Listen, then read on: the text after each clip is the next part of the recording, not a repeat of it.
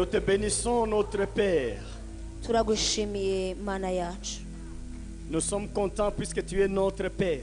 turanezerewe data kuko uri umubyeyi wacu Et tu portes nos fardeaux. kandi imitwaro yacu yose ujya Et uyikorera. ce soir, tu vas porter nos fardeaux, Seigneur nanone uyu Jésus-Christ. mugoroba imitwaro yacu yose urayidukuraho Pour mwana, que nous puissions avoir la paix du kugira cœur. ngo tugire amahoro Nous asesuye, puissions bien vivre selon ton plan, kugira ngo Seigneur. tubeho mu mudendezo nk'uko wabigambiriye. Nous te bénissons suffisamment. turagushimye mwami Nous te byimazeyo, bénissons suffisamment, turagushimye Jésus-Christ. mana byimazeyo, Nous te bénissons suffisamment, turagushimye Jésus-Christ. mana, turagushimye mwami yesu, Devant ton nom, Seigneur imbere Jésus. y'izina ryawe yesu Tout genou kristo, doit fléchir. amavi yose Toute azapfukama, puissance doit céder au buri nom de imbaraga zose Jésus-Christ. zizarekura, La puissance de la magie, imbaraga la z'uburozi, puissance de la sorcellerie, imbaraga la z'ubukonikoni, puissance des blocages, imbaraga la z'inzitizi, puissance de la pauvreté. imbaraga z'ubukene Ça doit céder au nom de zose Jésus. zigomba guca bugufi, Ça doit céder au nom de zigomba Jésus. kurekura zikakuvira Ça mu doit nzira, céder ce soir au nom de zigomba Jésus. kurekura uyu mugoroba mana. Merci Père éternel. urakoze data uhoraho,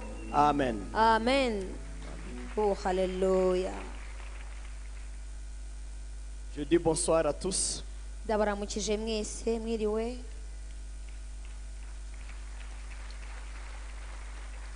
Amen. Merci beaucoup. murakoze cyane. Nous vous invitons encore à cette séance et nous lisons dans Job, reka chapitre tugire 20, hamwe mu gitabo cya yobu, igice ni icya 20, versets 4 à 18. yobu 20, Quatre. igice 20 umurongo wa 4. Pour essayer de sauver le temps, nous allons proposer la lecture en Kinyarwanda. turasoma muri yobu igice cya 20 umurongo wa 4 À 18. 4 kugeza kuri 18. mbese ntuzi ibyo bya kera, uhereye igihe umuntu ashyizwe mu isi, yuko kwishima kw'inkozi z'ibibi kumaraho igihe gito, no kunezerwa kutubaha Imana ari uko akanya gato, nubwo ubwibone bwe bwagera ku ijuru, umutwe we ukagera ku bicu, azashira buheriheri nk'umwanda umuvamo. abamubonaga bazavuga bati ari he? azaguruka abure nk'inzozi kandi ntazongera kuboneka. ni ukuri azirukanwa nko kurota kwa nijoro, ijisho ryamurebaga ntirizongera kumubona ukundi, n'ahantu he ntihazongera kumureba. abana be bazahakirizwa ku bakene, kandi amaboko ye azariha ubutunzi yahuguje. amagufa ye yuzuye imbaraga z'ubusore, ariko buzaryamana nawe mu mukungugu. nubwo ibyaha bimuryohera mu kanwa, akabihisha munsi y'ururimi rwe, akabikuyakuya ntabireke, ahubwo akabikomeza mu kanwa ke. ibyo kurya bye bizamuhindukira mu nda, bimuberemo ubusagwe bw'inshira. ubutunzi yabumuze bunguri, kandi azaburuka. Imana izabuhubuza mu nda ye, azanyunyuza ubusagwe bw'inshira, azicwa n'ururimi rw'impiri. ntazareba imigezi cyangwa utugezi dutembamo ubuki n'amavuta. ibyo yakoreye azabigarura, ntazabimira. ntazanezerwa nk'uko ubutunzi yahuguje bungana. amen. Nous lisons un discours de Job, aha dusomye amagambo ari muri yobu, mais c'est surtout les paroles de Zophar qui répondaient à Job. ariko ni amagambo Zofari yarimo asubiza yobu. C'est là que nous allons méditer et nous allons entrer dans la prière. aya magambo niyo tugiye gutindaho tuyaganireho, hanyuma turi bwinjire mu isengesho. Mais avant cela, c'est une petite révision. ariko mbere y'ibyo reka duse n'abasubiramo ibyo tumaze igihe twiga. Nous avons parlé de l'attaque de la sorcellerie et il y a des étapes très importantes à avoir dans la tête. twavuze uburyo umuntu yibohora ndetse atera imbaraga z'abarozi, ibice umuntu agenda abikoreramo buri muntu wese yakagombye kuba azirikana. Nous avons parlé de l'étape des balles dissuasives. twavuze yuko dushobora gutera amasasu hirya no hino avumbura umubi. Et ça, certains de vous ont fait ça, ou tout le monde peut-être. ibyo nibwira yuko benshi muri mwe babikoze niba atari mwese.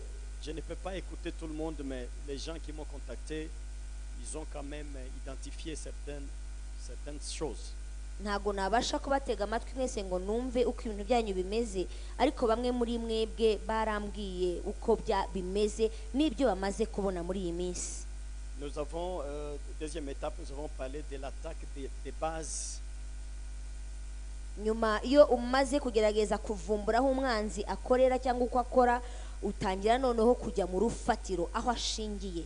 Là, on a utilisé les tremblements et les feux. Aho ngaho twifashishije igishyitsi cy'Imana n'umuriro w'Imana. Troisième étape, c'était la fois passée, on a parlé d'attaque des munitions ou bien de l'environnement de ce mauvais là. Aha gatatu twavuze yuko tugomba gutera ibikikije umurozi cyangwa se intwaro akoresha kugira ngo abashe gutera umuntu amugereho. Là, nous avons cité des choses ces jours-là, c'est le mardi passé. Ibyo twabibonye kuwa kabiri, hari ibyo twagiye tuvuga. Je ne peux pas répéter tout ça, mais j'ai parlé de bois, de bouteilles, les herbes, les poudres, les chairs humaines, le sang de bébé, les ongles, toute cette liste-là. Ntabwo nabisubiramo byose uko bingana, ariko hari ibyo navuze nk'ukoresha imbaho, inzara, umusatsi, amaraso y'impinja, amazi yogeje intumbi, ibiti cyangwa se ibyatsi byakoreshwa n'ibindi. Mais je suis content puisqu'à ce niveau-là, quelqu'un m'a contacté, il m'a dit que la personne méchante qu'elle attaquait est venue déjà demander la négociation. Ndishimye rero muri iki gihe kubera yuko umwe muri mwebwe yarasanze ambwira yuko imbaraga zari zisanzwe zimutera bamugendereye bagashaka gushyikirana nawe. Négocier. Barashaka gushyikirana nawe. Négocier. Barashaka gushyikirana nawe. Là, c'est déjà la supériorité envers ces puissances négatives. Aho ngaho biba bigaragaza yuko uwo muntu hari urwego yamaze kuneshamo za mbaraga arimo arwana nazo, iyo batangiye kumushakashaka bamutereta nuko aba yabarushije imbaraga. C'est très important. Ni iby'ingenzi cyane. Mais chaque étape ici, ça ne doit pas prendre un jour seulement. Ça peut prendre même une semaine. Vous êtes dans la même pratique, vous continuez, vous frapper pour que ça puisse être efficace. Mbibutse yuko buri gice cyose twagiye tuganiraho ntabwo ugikora umunsi umwe. Ushaka kugikora umunsi umwe ukagira igisubizo, ariko ushaka kugikora icyumweru cyangwa ibyumweru bibiri, ugomba gukomeza gukora kugeza igihe wowe uboneye ibisubizo. Moi, j'y passe une séance puisque j'enseigne. Mais vous pouvez maintenant pratiquer. Vous prenez par exemple 10 jours avec ça, peut-être 20 jours. Vous prenez l'autre étape et vous verrez de très bons résultats. Très très bons résultats. Nge mbivugaho rimwe nk'umugoroba umwe kuko ndimo ndabigisha, ariko ushobora kubifataho cyumweru, iminsi 10, iminsi 20, kandi ndakubwiza ukuri nubikora ubishishikariye uzabona umusaruro. En fait, Dieu m'a donné le damjan d'or.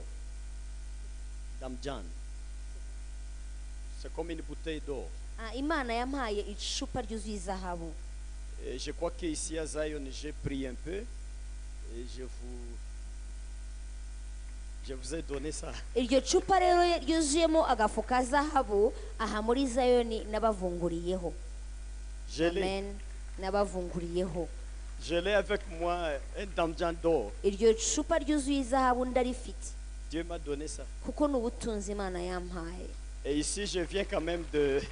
Aha rero naraje ngerageza kubavunguriraho kugenda mbasukiraho izahabu. J'ai pris un peu, je vous ai montré. Nafashe kuri iyo zahabu nke y'Imana namwe mbereka uko imeze. Puisque Dieu vous aime. Kuko Imana irabakunda. Amen. Maintenant, aujourd'hui, nous allons parler de la rédaction de la plainte. Uyu munsi rero turavuga kwitotomba se cyangwa kuza gushakisha kurega. Une plainte maintenant. No kurega cyangwa se no kwitotomba. Si vous avez déjà attaqué les munitions autour de ces méchants-là, iyo wamaze gutera intwaro umubi akoresha, je vous dis, à ce niveau, vous diminuez suffisamment sa force. Nababwiye yuko icyo gihe uhageze umugabanyiriza imbaraga ze cyane. Vous avez diminué suffisamment sa force. Imbaraga ziba zamaze kudohoka bihagije. Puisque il n'a pas de recours. Kuko nta buhungiro aba afite. En fait, il ne peut pas se ressourcer en arrière. Kuko ntabwo ashobora gusubira inyuma ngo agende ajye kuvoma izindi imbaraga yongera agaruke. Donc, vous êtes en train de le rendre un civil aussi. mu magambo yandi nawe mumwe muramuhindura umusivile nta ntwaro n'imwe afite, Il n'a pas d'armement. nta ntwaro afite. Mais avant, il avait l'armement. Mbere yari afite intwaro, Mais vous le rendez civil, vous devenez un guerrier. none C'est ça. mwamwambuye intwaro zose afite, none ahindutse umusivili.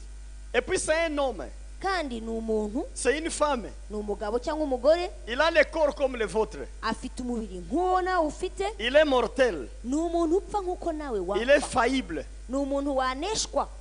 Donc son orgueil, c'est seulement les munitions qu'il avait Ni du diable. ukuvuga ngo ibyirato bye ni ibikoresho satani yari yaramuhaye, C'est seulement ça son orgueil. icyo nicyo yari yiratanaga, Il n'a pas d'autre force aussi à part ça. nta zindi mbaraga afite usibye izo ngizo. Si vous parvenez à ravir ses armes ou à les détruire, il devient un civil exposé à tous les risques aussi. Iyo ubashije rero kumunyaga izo ntwaro cyangwa izo ntwaro zo ukazisenya, ahinduka umusivile ko nta bushobozi aba agifite na bukeya, Il devient peureux. ahinduka umunyabwoba. C'est quelqu'un maintenant qui doute de la vie aussi. Ni umuntu utangira nawe gushidikanya ko ntabwo aba agifite gushira amanga muri ubwo buzima, Et là, il ne sait pas comment s'y prendre. nawe ntamenye ukuntu ari bubyitwaremo. On a fini ce jour-là, on disait que il va apprêter les armes pour se défendre. Là, il va apprêter. Mais quand il ne peut pas remettre, il sera lui-même visé par ses collègues. Ubushize twasoreje ku ngingo ivuga ngo kuko intware zo wamaze kuzitwara, aragenda agatangira gutiratira mu bandi barozi. Iyo abo barozi babonye ko intwaro yabatiye atazigaruye, baramutera. Vous savez, à ce niveau-là, si vous avez bien travaillé, Rero iyo wageze muri urwo rwego kandi wakoze neza, il arrive qu'on convoque de grands rassemblements. hari igihe noneho bahamagara inama nini cyane, Et le diable envoie un avocat pour partager des sorciers. noneho satani akoherereza uburanira abarozi babiri. L'un dit non, je lui ai prêté mes armes et mes histoires, mais ça a été brûlé. Et il continue à me demander ce qu'il doit me remettre ça. Umwe akavuga jyewe uyu muntu namutishije intwaro zanjye, none barazitwitse kandi njye ndazikeneye, none dore ukuntu bimeze. Et à ce niveau-là, Byagera muri urwo rwego, Lucifer tranche bien les affaires. Lucifero abacira neza urubanza, Il dit, toi et toi, vous vous querellez pourquoi? arababaza ati se ubundi mwembi ubu murapfa iki? Oh non, moi j'avais mon client que j'ai attaqué, maintenant je lui ai demandé une arme et voilà, voilà. Celui-là s'explique. Umwe akisobanura akavuga ati jyewe nabonye umukiriya, hanyuma ndaza nifashisha uyu mutiri intwaro, none dore ukuntu ibintu bimeze, akisobanura. Et toi, qu'est-ce que tu veux? Noneho akabaza wa wundi none se wowe urabishaka ko Qui bigenda me remette bite? mon arme. Undi akavuga ati jyewe ndashaka ko asubiza ibyo yantiye. Le diable il dit ceci souvent. Satani noneho akenshi uko ababwira, Et qu'est-ce que vous allez faire chez le client là? Qu'est-ce que aravuga vous ati cherchez? ubundi uriya muntu mumushakaho iki? S'il monte en puissance, laisse-le. Niba uriya muntu yazamutse akaba yakomeye, mumureke, Laisse-le. wamuretse. Ça vient souvent de la bouche de Lucifer lui-même. Ibyo akenshi ni Lucifero ubyivugira ubwe, Il dit ça. ajya abivuga. Je ne te dis pas ce que j'imagine. J'ai déjà vu ça dans mes visions où une grande réunion, Lucifer est là, il dit maintenant, laissez cet homme, il va abîmer beaucoup de choses. Il faut le laisser maintenant. Ibyo mbabwira ntabwo ari ibintu ndimo nibwira, ni ibintu Imana yanyeretse. Nagiye mba ahantu hari inama, Lucifero arimo abwira abantu uti nimureke uriya muntu kuko nimukomeza kumutera ahubwo nibyo musigaranye arayibangiriza. Si prochainement il vous fait du mal, ne venez plus accuser ici. Niyongera kubagira nabi ahubwo ntimuzaze no kundegera. Cela ne peut arriver qu'à ce niveau-là de troisième Kandi attaque de ibi munitions. akenshi bibaho iyo wamaze kugera ku rwego rwa gatatu, Attaque de munitions. iyo wamaze gutera Là, intwaro vous zuwo, détruisez vraiment. aho ngaho ugasenya burundu, Vous montez en puissance. uba uzamutse mu mbaraga. En tout cas, je vous souhaite tous d'aller à ce niveau-là. Kandi icyo mbifuriza mwese nuko mwagera kuri urwo rwego. Ça va vous donner la fierté même d'être chrétien. Ibyo ngibyo bizatuma wumva wirata koko kuri umukristo, Vous aurez la fierté. uzumva ufite ishema ryo Vous kuba n'avez pas umukristo, peur. kuko ntabwo ubu Puisque bugifite, rien ne peut vous surprendre. kubera ko nta kintu na kimwe kiba Puisque kigutungura, vous avez monté en puissance. kubera ko urwego rwawe rwo gukomera Et là, la rwarazamuka. foi même monte, Aho augmente. ngaho n'ukwizera kurazamuka. Évidemment, rien ne peut vous surprendre à ce niveau-là. Nta kintu kigutungura iyo umaze kugera kuri urwo rwego. Que Dieu soit loué. Imana ishimwe cyane, Qu'il soit béni notre Imana Seigneur ni Jésus. ishimwe cyane. Nous devons aller à ce niveau-là. tugomba rero kugera kuri urwo rwego, Nous devons évoluer jusqu'à ce tugomba niveau-là. gutera imbere tukagera kuri urwo rwego, Là où nous allons terroriser ces forces-là. aho tuzagira natwe tugahindisha umushyitsi imbaraga z'ikuzimu. Nous devons être à ce niveau de terroriser ces tugomba forces. kugera ku rwego ikuzimu bakureba bakagutinya. Alléluia. Haleluya. Vous savez, quand on lisait le discours de Tsophar, Aha mu kanya twasomaga dusoma amagambo Sofari yavuze, du verset 4 à 9, ça m'a beaucoup révolté ce soir. umurongo wa 4 kugeza ku wa 9 numvise bitumye haba impinduka muri jewe. Puisque Tsophar dit ceci à Job. Sofari abwira Yobu aya magambo. Écoutez Job, depuis la création. Aramubwira ngo kuva isi yaremwa, En fait, le méchant, il passe comme une fumée. umwanzi ajya atambuka nk'umuyaga nk'umwotsi.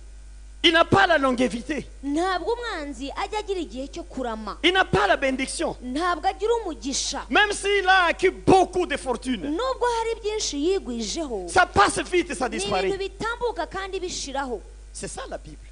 Niko Bibiliya ivuga. Sophar dit ce qui est dans les Écritures. Sofari ibyo avuga ni ibintu biriho kandi biri mu byanditswe. Si vous savez, si vous avez maîtrisé le psaume 1.1, je crois que tout le monde connaît ça, c'est presque ce qu'il est en train de rappeler à Job. Niba mwibuka Zaburi ya mbere amagambo ivuga ni nkaho ariyo Sofari arimo amwibutsa. Heureux l'homme qui ne fait pas compagnie de méchants. Ngo arahirwa utagendana n'ababi. Celui qui ne construit pas ses amitiés Ah et oui. ses affinités avec le méchant. Utagendana n'ababi. Il sera comme un arbre Uwo ngo azamera nk'igiti planté à côté d'une rivière ou de l'eau. cyatewe hafi y'imigezi, Il va produire des fruits à tout moment. kandi azera imbuto ibihe byose, Il n'y aura pas d'été ou d'hiver pour lui. kuko ntazagira itumba cyangwa urugaryi. Il n'y aura pas d'automne ou d'autres Ntabwo climats. azagira umuhindo, nta nubwo azagira Pour lui, tous les climats, il sera capable de produire. ahubwo we ibihe byose azaba yera. C'est ça la Bible. Niko Bibiliya C'est que itubwira. Sophar, il est en train de répéter la loi devant Job. Sofari icyo yari akoze aha ni ugusubiramo amategeko imbere ya Il Yobu. répète la loi de Dieu devant Job. Yari arimo amusubiramo amategeko y'Imana. Mais vous savez, c'est ça que la Bible nous promet, mais nous ne vivons pas ça. Kandi ibi nibyo Bibiliya n'ubundi dusezeranya, ariko ntitubibamo. Nous ne vivons pas ça. Ntitubibamo. Dans le monde actuel, Mu isi ya none, dans le contexte où nous sommes mu ici, buzima turimo twese hano, les gens ont l'habitude de dire ceci. abantu bakunda kuvuga aya magambo. Un homme bon ne vit pas. Aravuga ngo umuntu w'umugwaneza ntarama. Un homme qui fait du bien ne dure pas. Umuntu ugwa neza ntarama. Un homme qui veut aider ne dure pas. Umuntu ugira ubuntu ntarama. C'est ce que nous disons. Niko kenshi dukunda. Mais comment nous kuvuga. disons ça? Kuki se tuvuga ayo magambo? Qu'est-ce qui nous pousse à dire ça? Niki kidusunikira kuvuga mwene ayo Puisque magambo? nous avons vu de nos yeux Nuko twayonesheje amaso quelqu'un yacu. qui voulait faire le bien. Ukabona umuntu wagambiriye kugira neza, En un moment, il est passé comme la fumée. mu gihe gito igihe kimwe yavuyeho nk'aho ari Un homme umwotsi. qui était important pour nous. Umuntu warungira akamaro kuri Il n'a pas twebwe, passé longtemps avec nous. ntiyabashije kuramana Il est natwe, parti vite. yagiye yihuse. Et quand on voit ça 2, 3, 4 fois, Hanyuma wabona kabiri gatatu kane, on conclut. ugahita ushyiraho On dit, ugashyiraho umwanzuro, un homme est bon ugahita uvuga uti umuntu w'umugwaneza et il ne résiste pas. burya ntarama, Il meurt vite. ntabwo apfa vuba.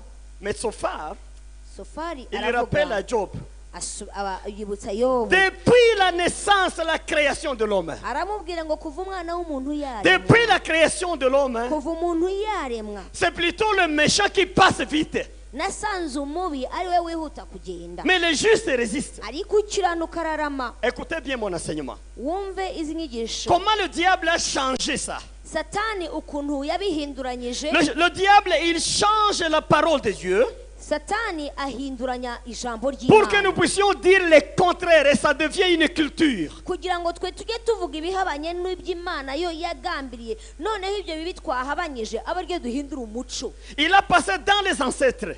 Yanyuze mu Il bakurambere, a passé dans les sorciers anyura mu borozi pour attaquer les justes. kugira ngo atere Et abakiranutsi. quand il a tué les justes, Amaze kwica abakiranutsi, les autres justes, ils ont vu ça. abandi bakiranutsi nabo Et barabibonye, ils ont tiré une conclusion. noneho bishyiraho umwanzuro. Les justes ne demeurent pas. Baravuga bati n'ubundi umwiza ntarama.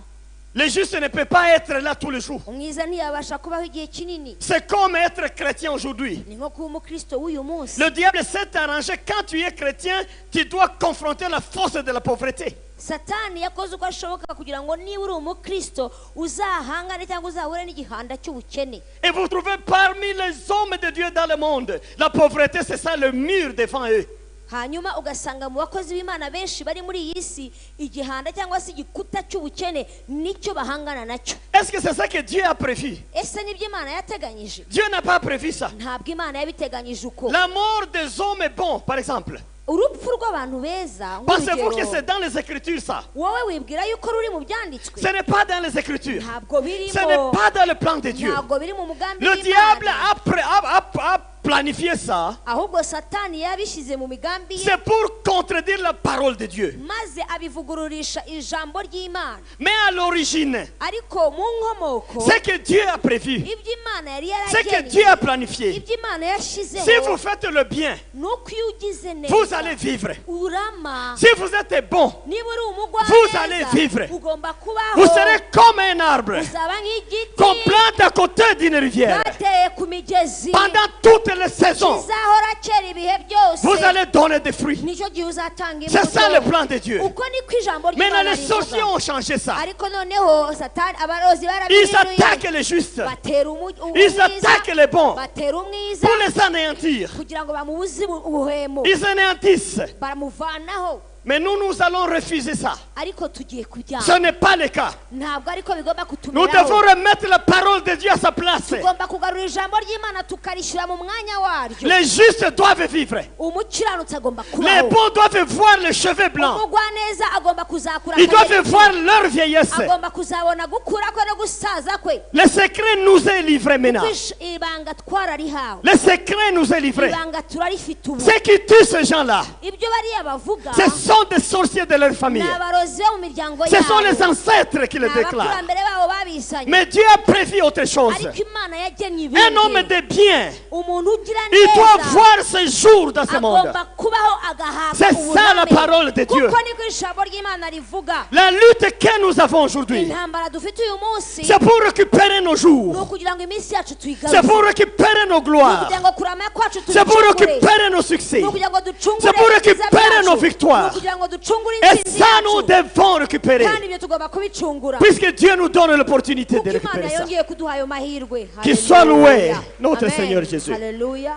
Alléluia. Hallelujah. Lucifer ne doit pas contredire la parole de Dieu jusqu'à ce Lucifero niveau. ntabwo afite uburenganzira bwo Il guhinyuza ne ijambo doit pas ry'Imana. contredire la parole de Dieu jusqu'à ce Ntagomba niveau-là. guhinyuza ijambo Imana yashyizeho. Nous devons essayer de lutter. Natwe tugomba kurwana. Et le Seigneur il est avec nous Kandi umwami ari kumwe natwe pour contredire Lucifer, kugira ngo natwe duhinyuze pour kandi contredire tuvane la amagambo sorcellerie, uburozi tubuvaneho, contredire la sorcellerie et la tuvane magie. amagambo y'uburozi, Contredire ubukorikori, ça. tubivaneho. Je vous rappelle encore ceci. Ndabibutsa, Que ce soit le magicien, yaba abapfumu, que ce soit le sorcier, yaba abarozi, il a le corps comme vous. afite umubiri nk'uwawe, Il est faible comme vous êtes faible. nawe agira intege nke nkawe, Il est exposé comme vous êtes exposé. nawe ari mu kaga nk'uko nawe waba mu Il ne faut kaga. pas avoir peur de cet homme-là. Ntukamutinye rero uwo muntu, Il faut le démunir de la puissance qui fait son ahubwo orgueil. ujye umunyaga imbaraga zituma yakwirataho, Il faut ravir la puissance qui constitue son orgueil. imbaraga afite zituma aba umwirasi nizo ugomba kumunyaga, Il sera civil. hanyuma agahinduka siviliyani, Il ne sera plus militaire du diable. ntazongera kuba Il umusirikare, sera un civil. ahubwo azaba umusivili uri aho, Et là, il va obéir. kandi aho azaca hasi. Que Dieu soit loué. Haleluya, Alléluia. haleluya. Il va obéir à ce niveau-là. azaca bugufi yubahe. Quand vous détruisez ses forces, il va obéir. Numara guca intege ibyo akoresha, Ne faites pas comme si la magie était supérieure à Dieu. Non. ntuzabeho utekereza yuko ubukonikoni n'ubupfumu burenze Imana. Ne faites pas comme si la sorcellerie était au-dessus de Dieu. Ntuzibwire na rimwe yuko iby'uburozi n'ubupfumu biri hejuru y'imbaraga z'Imana, Dieu t'a choisi déjà kuko Imana pour yaragutoranyije faire le contraire. kugira ngo ukore ibihabanye n'ibyo ngibyo Tu vas byose. montrer le contraire. Uzerekana itandukaniro, Tu vas montrer le contraire de ça. uzerekana ubudasa, Tu vas contredire. uzavanaho ibya Que tu sois Satani. seul dans la famille, tu vas contredire ces forces. Nubwo uri wenyine mu muryango wawe, ibyo uzabivuguruza cyane, Tu vas contredire. uzabivuguruza. Que Dieu soit loué. Imana ishimwe cyane. Alléluia. Haleluya, Alléluia. haleluya. Maintenant, je vous enseigne à ce niveau comment nous allons faire des plaintes. aha rero ndababwira uburyo tugiye kurega. Comment nous allons faire des plaintes? Turarega gute? Je crois un jour un chrétien m'a attrapé en ville, je marchais comme ça à pied, et il a dit, c'est une chance que je t'attrape. Et il m'a posé beaucoup de questions, comme ça. Nahuye n'umukristo mu mujyana ndambwira ati nari narakubuze none ndakubonye ahita amubaza ibibazo bye byose. Et je lui ai dit seulement, vite, il lui a dit, allez faire une plainte au niveau où tu es. Ndangije ndamubwira nti rero reka nkubwire ukuntu bimeze. Urwego ugezemo genda urege. Peut-être elle n'a pas bien compris ce que je voulais ashobora dire. kuba atarasobanukiwe icyo nari mubwiye muri uwo mwanya. Mais aujourd'hui, j'explique ça. None uyu munsi reka noneho mbisobanurire. Quand vous avez démuni le méchant, iyo umaze gucogoza umwanzi, il est démuni de sa puissance amaze gucogora nta mbaraga afite, et de ses forces. ubutware bwe n'imbaraga byagabanutse. À ce niveau-là, il faut faire deux genres de prières. Aho rero ugomba gukora amasengesho y'ubwoko bubiri. La première sorte de prière à faire, ubwoko bw'isengesho uzakora n'ubu. c'est la lettre que vous écrivez à Dieu. Ni urwandiko wandikira Imana. Vous écrivez une lettre à Dieu. Wandikira Imana. Puisque vous voulez mettre fin à ces blagues-là, kubera yuko iyo mikino ya Satani urashaka kuyirangiza. vous devez faire une lettre à Dieu. Ugomba kwandika urwandiko wandikira Imana. Une lettre à Dieu. Wandikira Imana. Celui qui ne connaît pas ça, qu'il apprenne ça aujourd'hui. Umuntu utazi yuko Imana yandikirwa abimenye. On écrit des lettres à Dieu. Imana umuntu arayandikira. Expéditeur David, Ukandika ngo uwanditse ni Dawidi. j'écris à toi Dieu Uwo nandikiye ni Imana. et à Jésus Na Yesu et au Saint-Esprit. na Mwuka Wera. Et copie information dans tout le ciel. Kandi bimenyeshejwe ijuru ryose. Haleluya. Alléluia. Haleluya. Vous écrivez. Ukaba wanditse. Vous commencez maintenant à énumérer les paroles. Noneho ugatangira ugashyira ku rutonde Dès ibyawe. le début, Ukavuga ngo uhereye mu depuis itangiriro que tu as créé l'humanité, kuva warema umuntu les justes vivaient. umukiranutsi yabayeho Le méchant disparaissait vite avec sa méchanceté. kandi umubi yagiye ajyana n'ibibi bye. Mais le méchant a changé ça. None umwanzi yarabiriganyije Il t'a contredit. agerageza no kuguhinyuza amana.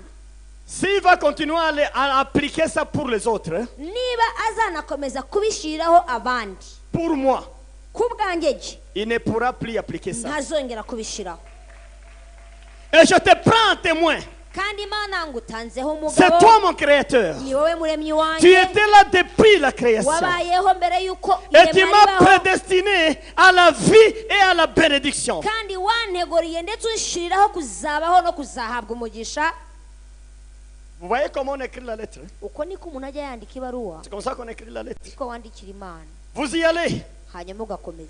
Seigneur Dieu, Mwami Imana, ta parole est vivante. ijambo ryawe ni rizima, Les sorciers qui m'agacent. amarozi bantesha umutwe.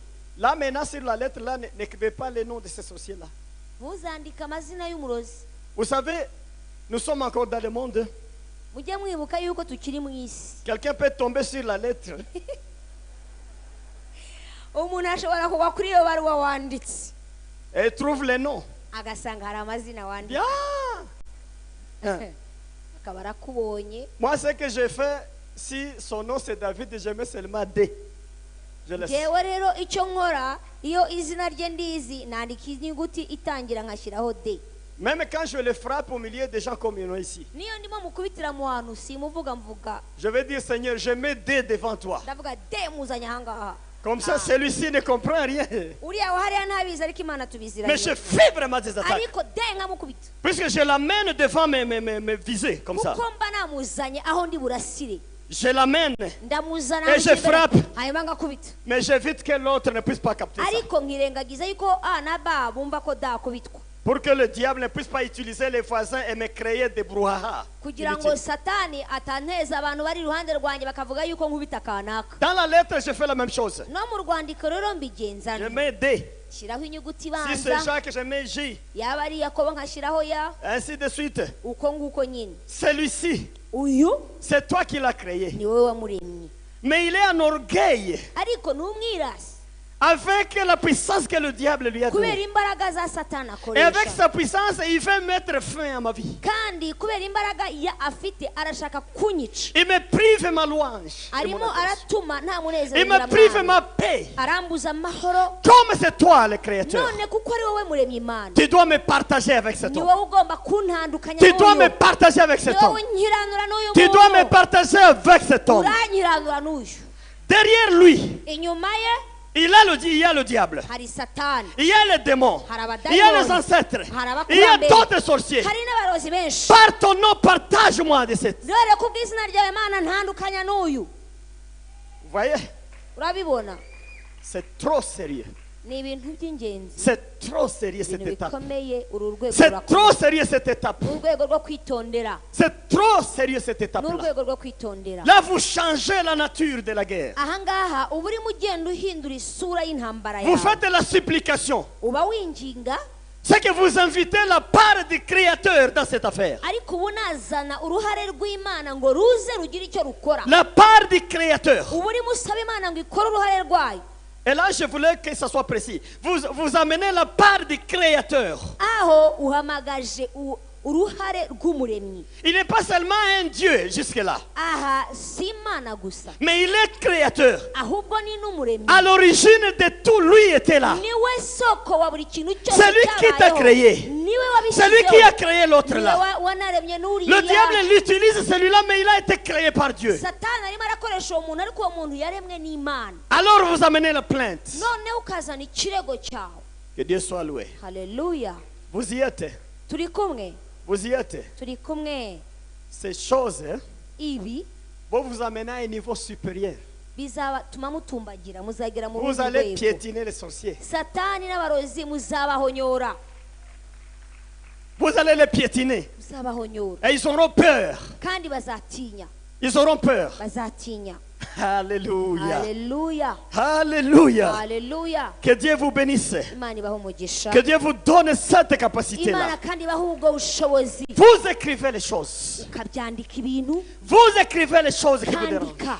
Il a fait ceci. yakoze, Il a fait ceci. yakoze, Il a fait ceci. yakoze. Je n'ai pas réagi. ntacyo nakoze, Puisque ta parole ne me permet pas de réagir. kuko ijambo ryawe ntirinyemerera mwami. Mais je viens spirituellement pour la réaction. ariko ndaje mu by'umwuka kugira ngo noneho tugire icyo Je te dukora. prends en témoin. ni wowe mfashe nk'umuhamya. Alléluia. haleluya. Mes frères, mes sœurs, bene data, les prières de ce genre amasengesho y'ubu bwoko amènent Dieu atuma Imana à téléphoner Lucifer lui-même. ihamagara Lusiferi ubwayo. Il le téléphone. iramwihamagarira, Il le téléphone. iramwihamagarira, Monsieur, ikamubwira wowe tu es accusé uraregwa, avec ton serviteur. uraregwa n'abakozi bawe, Tu es accusé. uraregwa. Ma créature à moi, ikiremwa niremeye ubwanjye, que vous prenez en otage pendant toutes ces années comme ça. umaze igihe uboshye, Qui es-tu? wowe urinde. Qui t'a permis? ese ninde waguhaye uburenganzira? Quelle raison tu as ese vu? ni iyihe mpamvu wabikoze? Je t'informe ceci. amakuru nguha nayo, À partir d'aujourd'hui, nguhereye none tu dois cesser. urekeraho. haleluya.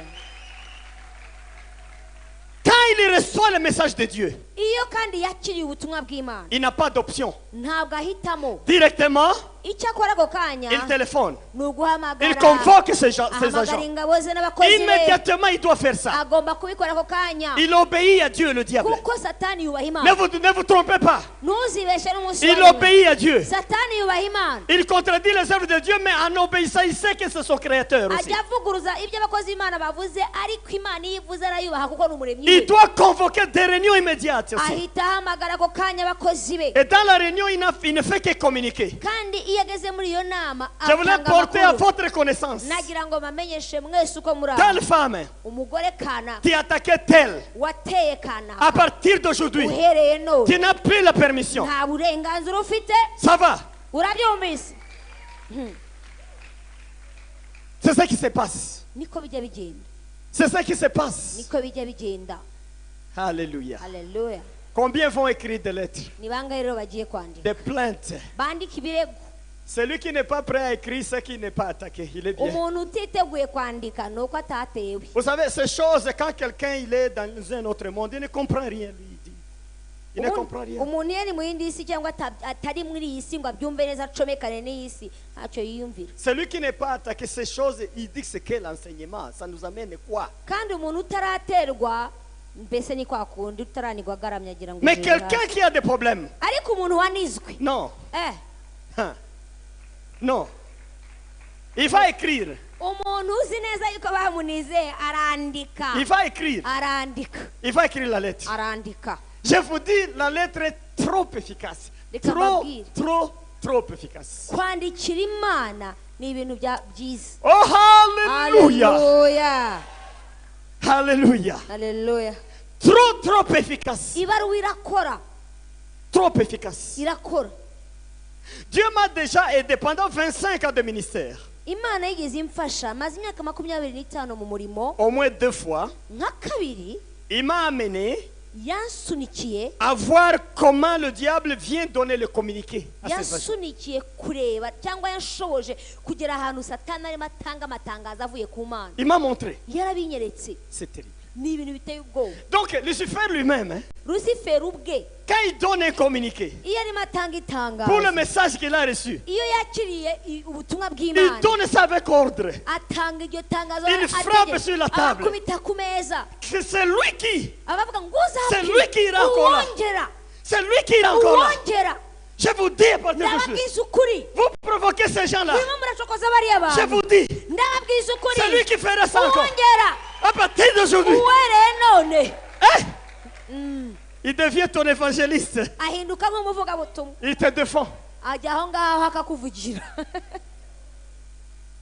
Alléluia. Alléluia. Quand j'ai vu ça pour la première fois, ubwa mbere mbibona j'ai dit, Dieu, je ne crois pas que cela soit vrai. naravuze Mana ntabwo bishoboka ntabwo Quand j'ai vu ça pour la deuxième fois, mbibonye bwa kabiri je me suis agenouillé, j'ai adoré le Seigneur. naciye bugufi nongera kuramya Imana J'ai adoré le Seigneur. naramije Imana nongeye Frère, kubibona. n'ayez pas peur. Rero bene data Tu vas ntimukagire vaincre ubwoba ton adversité. uzatsinda abo bakurwanya Tu vas vaincre. uzatsinda abo Tu vas bakurwanya vaincre, je te forme. uzanesha abo bakurwanya Tu vas vaincre ces gens-là. uzanesha Appliquez tout ce que je te donne. wowe ibingibi uzagenda ubishyire mu murongo ubikore C'est le temps de Dieu pour toi. kuko ni igihe cy'Imana nawe. Dieu a amené toutes ces choses à cause de toi. Imana yemeye ko izi nyigisho zibaho kugira ngo wowe Moi-même, urokoke. je reconnais que c'est ton temps maintenant. nanjye ndabyemera yuko iki ari igihe C'est ton cyawe temps. ni igihe cyawe N'ayez pas peur. witinya C'est votre temps. ni igihe cyanyu. Ces paroles sont venues à cause de toi. aya magambo yamanukiye wowe À cause de tes pleurs et tes cris devant le kuko Seigneur. wararize urataka utakambira Imana Le Seigneur t'a amené ces révélations. umwami akuzanira amahishurirwa nk'aya. Alléluia. Haleluya.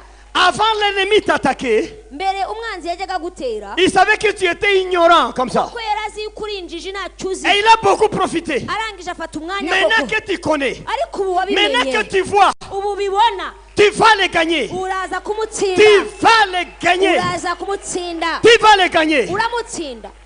Il te gagnait dans l'obscurité yagutsindiye mu et mwijima dans l'ignorance. agutsindira mu Maintenant, il ne bujiji peut plus te gagner. ariko ntabwo azongera Puisqu'ils connaissent les choses. kubera yuko azi ko Et toi, tu abimenye connais ces choses. nawe Il warasobanukiwe prépare les choses. azajya ategura Tu vois ces choses. nawe umenye ibyo Tu yateguye attaques ces choses. ubitere. Que Dieu soit loué. Imana ishimwe. Alléluia. Haleluya. Alléluia. Haleluya. Il y a ce qu'on appelle les... Je vais parler sans Kenyarwanda, les Musonga. hari ikintu cyitwa umusonga. Les gens disent, yo. Il dit, j'entends les Musonga ici. hari umuntu uvuga ngo yumvise umusonga umukubitira ahantu. Ces Musonga là, c'est quoi? uwo musonga rero ni iki? C'est une poudre. ni agafu Ils mettent ça là-bas. bagashyira ahantu Ils répètent votre nom 3-4 fois. hanyuma izina ryawe akarisubiramo kabiri gatatu Ils disent, nous bombardons akavuga turatera tel. kanaka Pas. rimwe Prends-les. mufate Pan. kabiri Prends-les. mufate Pan. gatatu Prends-les. mufate 4. kane Une goutte doit sortir du papier. hanyuma hakava nk'akatonyanga muri rwa rupapuro Quand ça va comme ça, hanyuma kavaho c'est une balle. kaba ari isasu. Même si tu es à 1000 km, niyo waba uri mu birometero 1000 ça doit aller. iryo sasu rikugera Ça passe dans l'air, ça passe dans l'eau, ça rikagushakisha doit te chercher. rikakubona. Et quand ça pose sur ton corps, noneho iyo rije rikagera ku mubiri wawe ce que toi tu feras, c'est quoi? icyo ukora ni Ah! uravuga ngo rusoka. Musonga. Mais quand vous allez à l'hôpital avec les Musonga là, wagerayo rero na kakana c'est confondu, ça confond le bagatangira médecin. kuvuga ngo ni negative. Mais comme tu connais le secret, ariko noneho ko wamenya ibanga quand ça donne, n'ibikubita il faut dire la poussière ici. ujye uhita ubwira aho Je ramasse au nom de Jésus. uravuga ngo ndagusaba Je ramasse au nom de Jésus. Je ramasse au nom de Jésus. Je ramasse au nom de Jésus. Prends ça à la main. ndagufata Je prends ça à la main. ndagufashe Jésus, ndagufashe tu connais celui qui est envoyé. Je renvoie à lui. Au nom de Jésus, l'homme sauve. ukabimusubiza Cet après-midi-là, uwo mugoroba tu vas sentir quand même du calme dans le dos. wumva uguwe neza mu mugongo Ça doit wawe aller. biba byagiye Puisque tu connais le secret. kuko wasobanukiwe ako Tu kantu connais le secret qui est là. urabizi uko bagiye babigenza Alléluia. haleluya Alléluia. haleluya Vous savez, ces vidéos, mes frères, les vidéos de ces enseignements. urabona aya mavideo y'izi nyigisho Si vous avez des moyens, allez acheter tout et stocker à la maison. muzazigure Tu n'auras pas muzigumane ces enseignements tout le temps. Ça, je vais kubera te dire. yuko izi nyigisho ntabwo uzahora uzibona buri munsi buri Le munsi. monde est affamé de la parole. isi rifite inzara y'ijambo ry'imana Le monde est assoiffé de la parole. abantu banyotewe ijambo Tu ry'imana n'auras pas ces révélations chaque fois. ntabwo rero buri munsi uzabona umwigisha Faites les ukubwira archives de ces enseignements. uzagerageza izi nyigisho uzibikire Ça va neza t'aider dans la vie. kuko zizajya Pas zigufasha mu cette année buzima seulement. ntabwo bizagufasha muri iki Pendant cyumweru toute ta vie. ahubwo mu mibereho yawe Ça va yose t'aider. bizagufasha Il faut les protéger, les garder. rero uzarinde izi nyigisho zigira ahantu zibike amen Alléluia. haleluya J'étais au niveau des plaintes toujours. Comment on fait ça? ndacyari uburyo umuntu yandika ikirego Très important la plainte. ni ibintu by'ingenzi cyane kugira Très ikirego important la plainte. kugira ikirego Il faut arriver à ce niveau-là. ugomba kugera aho urega Là, vous êtes en train de confronter le ciel et le Sheol. kuko uba urimo urahuza cyangwa urimo urahanganisha ijuru ni kuzimu Vous mettez Dieu devant ses responsabilités comme créateur. uba ushyize imana imbere y'inshingano zayo nk'umuremyi Vous savez comment je dis Dieu comme créateur? ndavuga ahangaha imana nk'umuremyi Comme recours final de toutes kandi choses. ahangaha mbivuga nk'uko ariho bwirukiro bwawe bwa nyuma Tu n'as plus d'autre force. nta zindi mbaraga ufite Tu n'as plus d'autre foi ailleurs. nta n'ukundi kwizera ufite Le dernier recours, ahantu hanyuma ugomba kugera c'est là où tu es quitté. ni hahandi wavuye Là où tu as quitté, ni ku muremyi wawe c'est chez le créateur. ni kuri wa wundi wakwiremye C'est la dernière force que tu as. nibwo buhungiro bwa Le nyuma dernier recours que tu niho as. mbaraga za nyuma ufite Maintenant, vous le demandez d'agir. noneho ugasaba ubutabazi bwaho Vous savez vous-même, nawe urabizi dans notre culture humaine, mu mico yacu y'abantu lorsque tu as un enfant iyo ufite umwana qui a quand même grandi, umaze gukura et il te dit, papa, je vais te parler. akakubwira ati data ndifuza ko tuganira Je n'ai pas demandé d'être mis au monde par toi. akanabikubwira neza ati n'ubundi sinigeze ngusaba yuko umbyara C'est arrivé comme ça. nasanze nyine ndi umwana wawe Mais pourquoi ça, papa? none data kuki iki n'iki n'iki Pourquoi tel doit me faire arriver à ce niveau et toi tu t'étais, papa? kuki kanaka ashobora kungereza aha wowe ubirebera Comment tu vas faire? uri umubyeyi wabyitwaramo Ton enfant te met devant le défi là. umwana araguhinyuza Et il te montre comme si tu étais le dernier recours, comme tu es son papa. kandi aguhungiyeho kubera yuko ni wowe se nta wundi wundi yagezaho ikirego afite Tu vas réagir. uko byagenda kose uzagira icyo ukora Tu vas dire, mais cet homme c'est qui d'abord? Dis-moi c'est qui. Il urabanza est qui? umubaze ngo ariko ubundi uwo ninde Il est qui d'abord? ninde uwo Dieu c'est la même chose. n'imana rero niko bimera C'est la même chose. no ku mana niko bimera Quand vous arrivez au niveau des plaintes, iyo mugeze aho murega plainte, ukarega vous envoyez ça au ciel. ukohereza ikirego cyawe mu ijuru Au ciel. ukacyohereza mu ijuru Aïe, aïe, aïe, aïe. Aïe, aïe, aïe, aïe, aïe. Le créateur, umuremyi le créateur, umuremyi il est devant un fait. aba ari imbere y'ikintu il doit dire quelque chose. kandi agomba kugira icyo agikoraho. Souvent, il envoie le message là-bas akenshi yohereza ubutumwa hariya, et il vient te parler aussi. hanyuma nawe akaza Il t'envoie un akakuganiriza, message aussi. akakohereza ubutumwa Puisqu'il est nawe. responsable. kubera yuko aragushinzwe, C'est lui le créateur. niwe muremyi, C'est lui le responsable. niwe ugushinzwe, C'est lui le défenseur. niwe ukurengera, Il est chargé de ta défense en même temps. agomba no kukurengera no kukuvuganira, Il doit agir. agomba kugira Il icyo doit akora, répondre. agomba Il gusubiza, doit réagir. agomba kugira icyo akora. Alléluia. Haleluya, Alléluia. haleluya, Alléluia. haleluya. Mes frères, il faut arriver à ce niveau-là. Bene data, ni byiza kugera kuri urwo rwego, Il faut arriver à ce niveau-là. ni byiza kugera kuri urwo rwego. Il y a des prières et prières. Habaho gusenga no gusenga. Il y a d'autres prières qui sont devenues comme des chansons. Hari ugusenga kumeze nk'aho ari indirimbo, C'est comme avant il y avait des tourne-disques qui tournaient comme ça. ugasanga bimeze nk'amadisike birikaraga, Quand on branche, ça commence. wacomeka gusa bikaza ari bya bindi. Et des fois, Dieu aussi s'habitue à ce tourne-disque-là. Iyo disike rero Imana igiye imenyera ko uyishyizemo, Bon, ça tourne. bikikaraga. Et il y a d'autres prières Ariko hari ugusenga no qui ne sont gusenga, pas tourne-disques. uko gusenga kundi ni ugutandukanye na kwa kundi. Quand il le fait, Iyo ucometse, Dieu dit, Imana iravuga ngo quoi? yibaza usenza atyo, Quoi? yibaza usenza atyo. Alléluia. Haleluya. Maintenant, le transmis copie là. Rero ya makopi, Jésus, vous le prenez aussi. Yesu nawe umuha ya L'Esprit kopi, de Dieu, vous le prenez. n'umwuka w'Imana ukamuha kopi. Il nous arrivait de dire ça. Hari igihe bitugeraho tukavuga ngo, Nous disons, si le Créateur oublie ushobora kuvuga uti umwami umuremyi Imana que nibagiwe, Jésus te rappelle.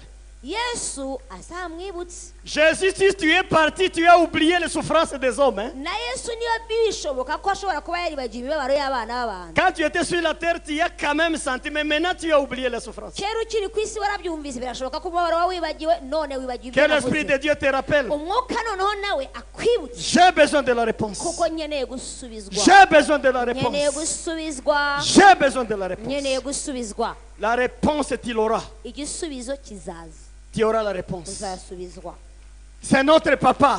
kuko Imana ni C'est data, notre Père. ni data. Il va répondre. Il Azadusubiza, va donner la consolation. azaza kuduhoza, Il va aussi agir envers ces gens-là. azaza anakore arwanye bariya baturwanya. Hallelujah. Haleluya. Arriver à ce niveau-là de faire une plainte. Iyo umaze kugera ku rwego rwo kurega, Arriver à ce niveau de faire plainte. iyo ugeze ku rwego rurega, Amen. amen, Alléluia. haleluya, Alléluia. haleluya. Je ne sais pas quel sorcier, quelle puissance vous allez accuser à ce niveau et que ça puisse résister. Ça, je ne veux pas dans ce monde. Sinzi ubwoko bw'umurozi bw'ubupfumu n'ubukonikoni ushobora kuba warega ngo Imana ntigire ikintu ikora. Ntabwo nzi uko bwaba bungana n'uko bwaba bumeze. Il n'y a pas de puissance. Ntibubaho rero, Il n'y a pas de puissance. nta mbaraga zatuma Imana itavuga cyangwa Il n'y a idakora. pas de puissance à ce niveau-là. Nta mbaraga ziba zikibasha kugera aho Il n'y a ngaho ngo pas de zihangane. puissance qui peuvent résister à ce Nta niveau. mbaraga zabasha kugera kuri urwo rwego ngo zihangane n'iz'Imana. Que Dieu soit loué. Imana nishimwe cyane. Alléluia. Haleluya. Si j'avançais avec le discours de Sophar, Ninkomeza muri aya magambo Sofari yavuze, il dit ceci, quelque chose de très important. hari aho avuga aya magambo Il dit, son corps qui rajeunit ngo umubiri we wiyuburura et qui est vigoureux, kandi ukomera ça va tomber dans la poussière. uzagwa mu mukungugu. Écoutez-moi mes frères et mes sœurs. Unyumve mwene data, Pourquoi le corps de ce méchant sorcier rajeunit? kuki umubiri w'uwo muntu wiyuburura? Pourquoi ça rajeunit? Kuki wiyuburura? Je vais vous montrer ça tout de suite. Reka mbikwereke. Ça rajeunit puisqu'il est protégé. Umubiri w'uwo muntu wiyuburura kuko ararinzwe, Ça rajeunit puisqu'il est muni. kandi wiyuburura kubera yuko afite intwaro, Ça rajeunit puisqu'il a avalé ta vie. Ça se trouve dans lui. kandi yiyuburura kuko yamize ubugingo bwawe bugisoretse. Ces gens-là, ils ne sont pas seuls. Ils ont des gens dans leur ventre.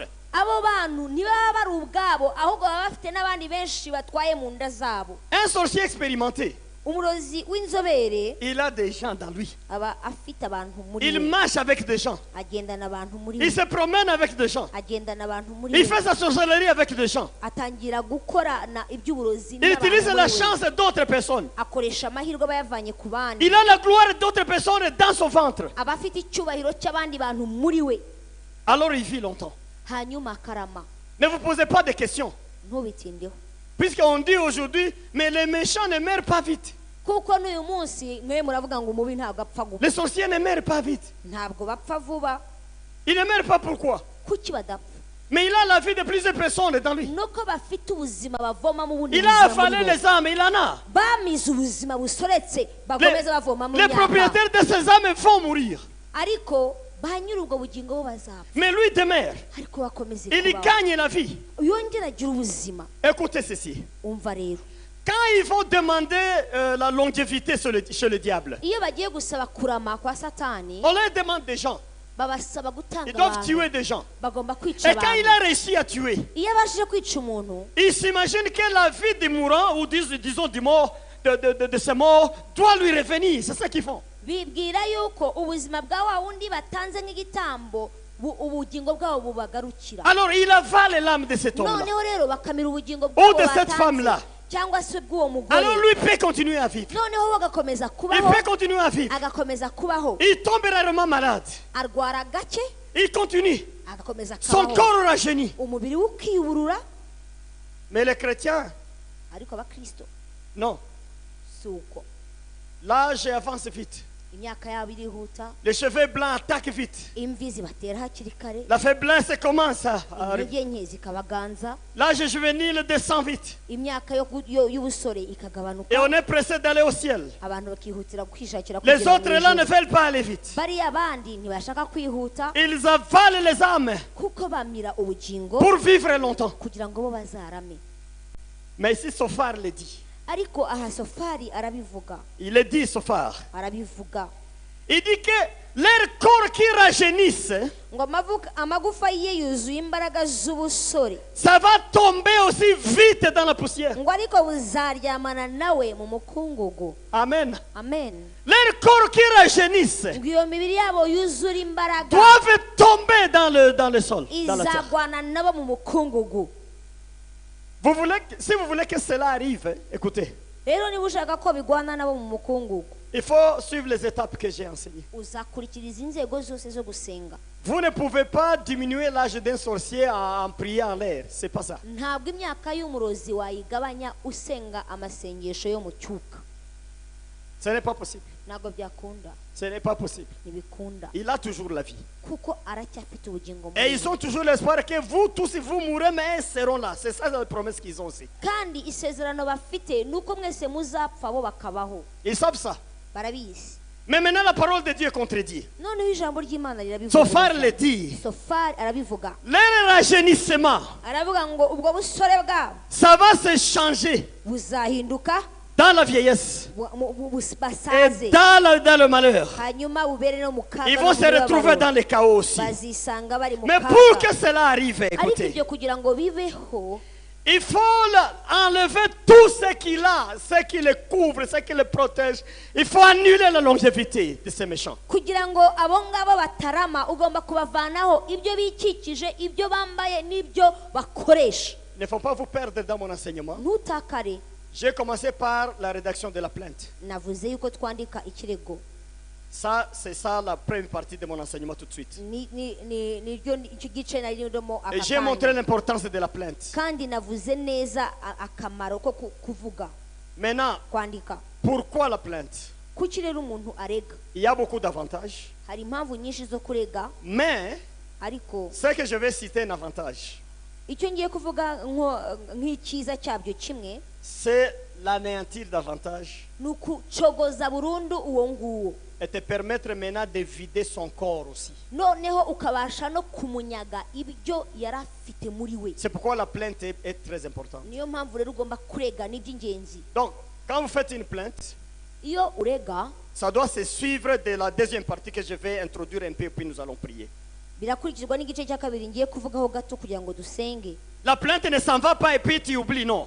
Ntabwo ugomba kohereza ikirego gusa ngo nurangiza urekere aho. Quand la plainte est partie, Iyo ikirego cyagiye directement tu dois attaquer. ugomba gutera, Puisqu'il est encore dans la peur. kubera yuko aba agifite ubwoba muri uwo Il mwanya, a été intimidé. yamaze guterwa Il a reçu ubwoba, l'ordre. yamaze no koherezwa Il fait itegeko, aussi un recours. nawe ararega, Il fait aussi un recours. nawe aratabaza. Écoutez-moi, Umva, nous sommes ensemble. turi kumwe, Manifestez pour la gloire du ntihagire Seigneur. ukora gutya.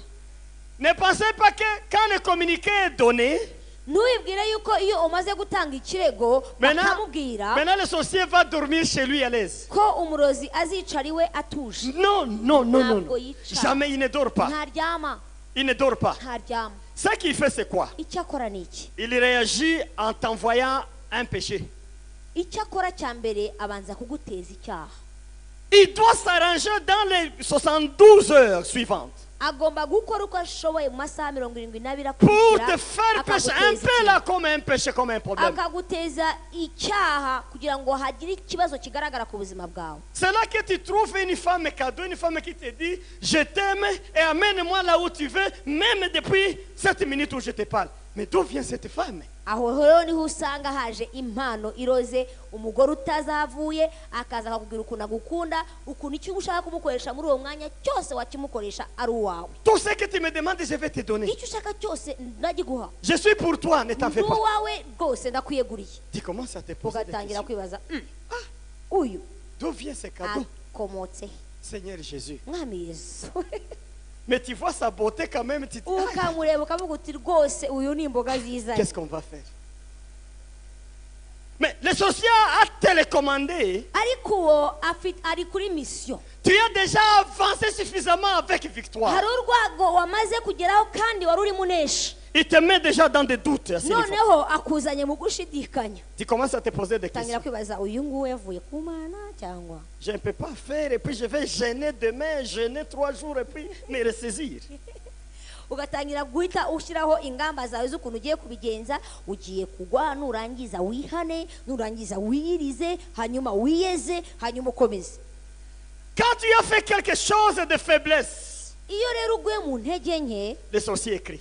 umurozi Et là, ils savent, hanyuma nagakubita nawe. même si tu es aux États-Unis, niyo waba uri muri Amerika, le sorcier est ici. umurozi ari inaha. Quand tu commences à douter avec toi-même devant iyo la femme là, utangiye kwishidikanyaho wowe ubwawe, elle doit savoir. arabimenya. Elle fait vite une plainte aussi. agahita yandika vuba na vuba. Vite, vite, une plainte. agahita yandika vuba na vuba. La nuit, elle s'en va. agahita nawe yihuta. Et dit, je demande audience. akavuga ngo ndasaba ngo Ils ont aussi munyakire. des hiérarchies qu'ils ont. kuko nabo bafite inzego bagenderaho. Je demande audience. akavuga ndasaba mu Non, mais moi, munyakire. j'ai attaqué une personne avant. aravuga ati ariko hari umuntu najyaga ntera, C'est parce que c'était un adultère. kandi uriya muntu ni umusambanyi. Mais aujourd'hui même, none n'uyu munsi il a commencé d'ailleurs à trembler yatangiye no devant les deux kubitekereza, figures. namubonye. Mais la Bible qu'il lise ne le permet pas de regarder convoiter les femmes. ariko bibiliya asoma ubu nta nubwo imwemerera kujya areba abagore. Je ne suis pas contre lui. nta kintu umutwaye, Mais je dois l'attaquer à cause des convoitises. ariko ngomba kumutera kuko afite irari muri we. Il cherche un motif. agashakisha, Il cherche un motif. agashakisha. Église, écoutez-moi. torero Suivez-moi bien. nkurikira. Il doit chercher un motif. ashakisha impamvu Il formule un argument. agashakisha ikintu yazana, Le dossier monte. hanyuma kikazamuka Ça monte à un autre niveau. kikagera ku rundi rwego. On dit est-ce que réellement il a voulu embrasser cette femme. bakavuga ese ubundi yari agiye gusoma uriya mugore. Regardez la photo. bagahita bavuga ngo dore Ah. basomanye. La lettre monte. ibarwa La lettre monte. rikazamuka. Quand ça arrive au Lucifer lui-même, noneho bikagera kwa Lusiferi. il dit akavuga mais Dieu défend ses bandits, c'est un bandit. akavuga ariko ubu ni ingegero, ubu ngubu Imana Allez. yirenganura iti Allez frapper. mugende mukubitisha, Allez attaquer. mukubite Mon frère, ma soeur. mwene data. La deuxième semaine, icyumweru cya kabiri le combat viendra contre toi, intambara ziraza très farouche. zikaza zikaze. Si Dieu ne te protège pas, imana nitakurinda c'est la mort. biba ari ugupfa. Mais Dieu, je l'aime. ariko imana Il est nkayikunda, plein de bonté. yuzuye Même à imbabazi. ce niveau-là, no muri il urwo vient rwego encore faire ça. irongera ikaza ikagukingira, Il te protège encore. ikagukingira, Il te protège encore. Il ikagukingira. ne veut pas qu'on te tue. ntabwo yemera ko Puisqu'il bakwica, sait que tu vas te ressaisir. kuko irabizi ko ugiye C'est ça que Dieu fait. wisubireho. niko imana Mais ibikunda. là où tu vas perdre, aho rero utakariza c'est l'allure de la guerre. ni ubukana bw'intambara. Tu avais déjà avancé. hari urwego wari wamaze kugeramo Mais muri tu iyi recules minsi, encore. noneho wongeye C'est là où gusubira. tu auras perdu. aha rero uba usubiye inyuma. Je crois qu'il faut me capter bien. murankurikiye Il faut faire attention. rero ni ukwitonda. Quand vous allez dans ces choses, les affaires péchées, mes frères, mes sœurs, il faut dire au revoir au péché d'abord. iyo winjiye mu rugamba nk'uru nguru, ikintu cyitwa icyaha ubundi uragisezera. Il faut dire au revoir. Il uragisezerera faut dire au revoir. icyaha Nous uragisezerera vous enseignons comme ça. tubigisha gutya Mais plusieurs fois, ariko kenshi il nous a envoyé des cadeaux comme ça. yagiye atwoherereza uburozi ngo Des ni cadeaux impano d'argent. akakohereza Des cadeaux de amafaranga belles figures. abagore beza On vous met en otage ukaza ugafatwa bunyago devant un sexe de qualité. ukajya ahantu neza neza ugiye gusambana Mais d'habitude, ariko ubundi quand vous voyez des choses comme ça, iyo ubonye ibintu bisa nk'ibi ne voyez pas cet argent. ntukabone nk'ayo Ne voyez mafaranga pas cette figure. ntukabone uwo mugore Voyez ce qui est derrière ça. ahubwo ujye ubona ikiri inyuma ye Ce qui est derrière ça, ujye ureba icyihishe inyuma c'est la y'icyo mort. ni urupfu C'est la ni mort. urupfu C'est la mort. ni urupfu Ne mangez pas le sexe lundi et mardi mourir. Ça n'a pas de ntuzajye sens. gusambana kugira ngo kuwa kabiri upfe Ça n'a pas de sens. ntabwo bifite Rejetez icyerekezo ce sexe ahubwo umugore empoisonné. uzamwange Le cyangwa uwo mugabo sexe empoisonné. kuko ni ubusambanyi kandi ni uburozi Le sexe empoisonné. ni uburozi Il faut rejeter, oublier ça. urabyanga Vous ukanabyibagirwa savez celui qui est derrière ça. kubera yuko uri inyuma y'ibyo Vous uramuzi savez quelqu'un qui est derrière. urabizi uri inyuma Quelqu'un y'ibyo qui est derrière. umugore cyangwa umugabo uri inyuma Mais y'ibyo si vous uramuzi gardez ferme dans la foi, nuhagarara mu kwizera vous résistez les figures, ukanga amasura meza vous résistez l'argent, ukanga amafaranga vous résistez les postes et les positions. ukanga akazi n'imyanya miremire Hein? ukanga Vous résistez ça. ibyo byose Vous résistez ukabyirengagiza l'orgueil de position. ukirengagiza gushyirwa hejuru no kwibona Ils n'auront jamais de voix pour vous gagner. ntabwo azabona icyo akurega Ils ne verront pas d'opportunité. ntabwo azagira amahirwe yo Jamais ils ne kukurega verront pas d'opportunité. ntazabona amahirwe yo kukurega Et là, ils ne peuvent pas accuser. kandi aho nta n'ubwo bakurega Il accuse un néant. iyo arega bifata Il ubusa accuse, il n'y a pas d'argument. ararega ariko nta mpamvu Et ce ifatika dossier ne pourra pas arriver chez le diable. kandi icyo gihe ntibinagera kwa satani Puisque le diable va les tabasser aussi. kuko satani aramukubita Puisqu'ils accusent sans motif. aramubwira ati se ibintu uzanye ko nta shingiro Ils ne bifite peuvent pas. ntabwo rero biba Là, bifata le sorcier va s'agenouiller seulement. aho rero umurozi aca bugufi En train maintenant de demander au main. akajya asaba Il va se demander ce qu'il faut aller être maintenant chrétien aussi. Est-ce qu'il faut rentrer chez le diable? agatangira Il ne saura pas comment. kwibaza uko ari bubigenza akavuga ati se ndava mu by'uburozi nange ndajya kuba umukristo ndabigenza nte atangira kuba mu gihirahiro nawe Que Dieu soit loué. imana ishimwe cyane Que Dieu soit loué. imana ishimwe cyane Étape 2. icya kabiri Juste dans 3 minutes, je vais expliquer ça. ni iminota itatu gusa Et puis nous allons commencer la prière. hanyuma dusenge Ce qui a fait que ce monsieur rajeunisse ou cette femme rajeunisse, icyatumye uwo muntu uwo mugabo cyangwa umugore yiyuburura n'est-ce pas, c'est ton âme qui vit dans son corps. ni ubugingo bwawe busoretse buba muri we C'est ta vie qu'il a avalée. ni ubuzima bwawe yamaze kumira C'est ta bénédiction dans lui. ni umugisha wawe uri muri we Quand tu l'as accusé, igihe rero wamureze il est encore faible. aba ari umunyantege nke Allez ravir ces choses. uragenda Et ukabimunyaka Sophar dit ça. sofari arabivuga Sophar dit ça. arabivuga Ça, c'est maintenant le verset, je crois, c'est le verset 12 à 16. kuva ku murongo wa 12 kugeza ku wa 16 Où il dit que Dieu va le faire vomir. aho avuga ngo imana izamurutsa Il va le faire vomir. izamurutsa Alléluia. Haleluya. Il va le faire vomir. azaruka Tout ce qu'il avait avalé. imana izahubuza mu nda ye ibyo yari yaramize Avez-vous déjà formulé une prière comme ça dans la vie? wari wasenga isengesho nk'iryo Où vous demandez la nausée à Dieu? aho usaba imana ngo iteze isesemi abantu cyangwa ibintu Que les sorciers vomissent tout ce qu'ils ont avalé. ugasenga isengesho uvuga ngo mana uyu murozi nafatwe n'isesemi kugira ngo aruke ibyanjye Qui vomissent aruke les âmes. aruke ubugingo Qui vomissent la vie. aruke ubuzima Qui vomissent les richesses. aruke ubutunzi Qui vomissent les bénédictions. aruke amagara Qui mazima vomissent les chances. aruke amahirwe Qui vomissent ça. abiruke La Bible le prévoit déjà. bibiliya irabiteganya Peut-être c'est le verset 16. Peut-être c'est le verset 16. mu kinyarwanda ni 15 15.